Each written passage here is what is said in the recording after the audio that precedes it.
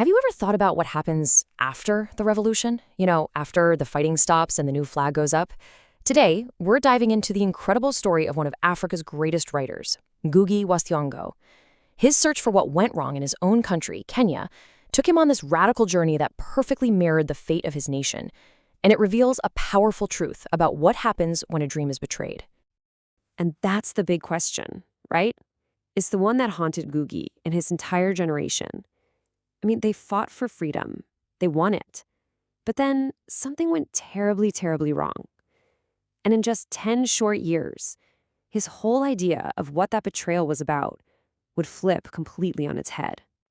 So here's our game plan for this explainer. We're going to start with the broken promise of Kenyan independence. Then we'll look at Ngugi's first diagnosis, where he blames individual betrayal. After that, we'll see his radical shift to blaming a systemic betrayal.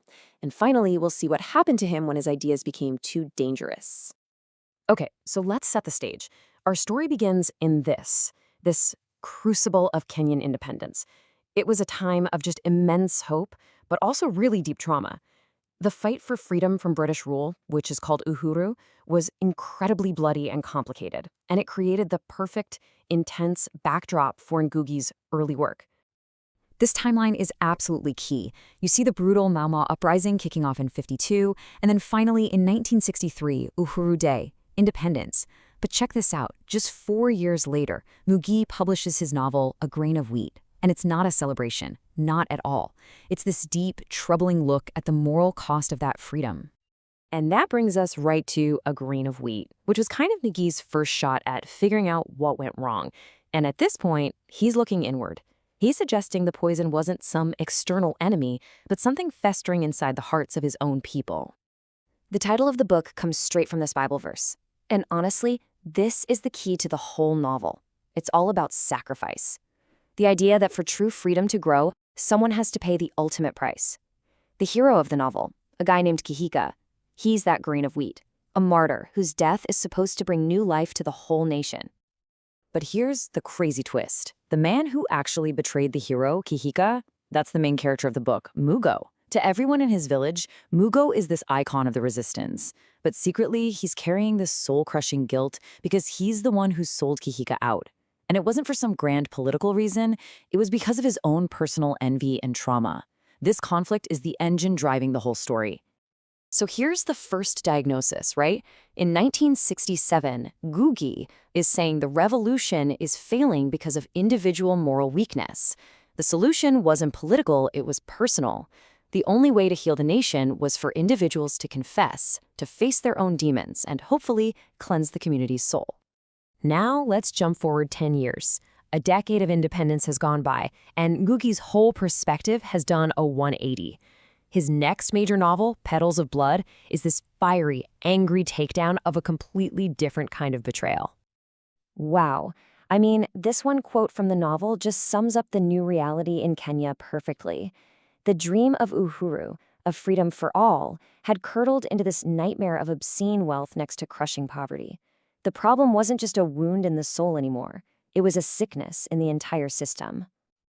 And that sickness has a name: neo-colonialism. It's this idea that even though Kenya was politically independent, it had just traded one master for another. The British governors were gone, sure, but they'd been replaced by a new Kenyan elite who were basically working for foreign corporations and banks. It was a new kind of exploitation, this time from the inside. And in this book, the characters feel different. They're less like real, complicated people and more like symbols in this huge national class struggle. You've got Karega, the activist worker; Munera, the educated guy who's too scared to act; Wanja, the survivor who's been corrupted by money; and maybe most tragically, Abdella, the war hero who fought for freedom and got totally left behind. So here it is, Ngugi's radical new diagnosis. Forget personal guilt. Now he's saying the betrayal is a systemic, economic crime. It's being committed by a new ruling class against the masses. In this view, individual confession is totally pointless when the entire system is rigged against you. Okay, so this is where it all comes together. This is the core of our explainer, the massive shift in Ngugi's thinking. In just 1 decade, he went from being a humanist, focused on psychology and the soul, to a full-blown Marxist, focused on class warfare and economics. It really doesn't get any clearer than this. In 1967, the enemy was inside us, our own guilt, our own trauma. By 1977, the enemy was the system, the greed and exploitation baked into the very structure of the nation. This table basically lays out his entire intellectual journey for us. Just look at the shift in every single category. The main conflict goes from psychological guilt to economic exploitation. The ideology goes from humanist to Marxist. And, maybe most important, the path to freedom shifts from personal confession to collective revolution. That is a profound leap to make in just 10 years. And a leap like that, well, it had consequences. The year 1977 wasn't just when Petals of Blood came out. It was the year the Kenyan state decided that Ngugi's ideas had become way too dangerous to just ignore. Right after the novel and a politically charged play he co-wrote were released, Ngugi was arrested. He was imprisoned without trial in a maximum security prison. The government's reaction pretty much proved his point. His words had power. His art wasn't just describing reality anymore. It was trying to change it. And the state saw that as a direct threat.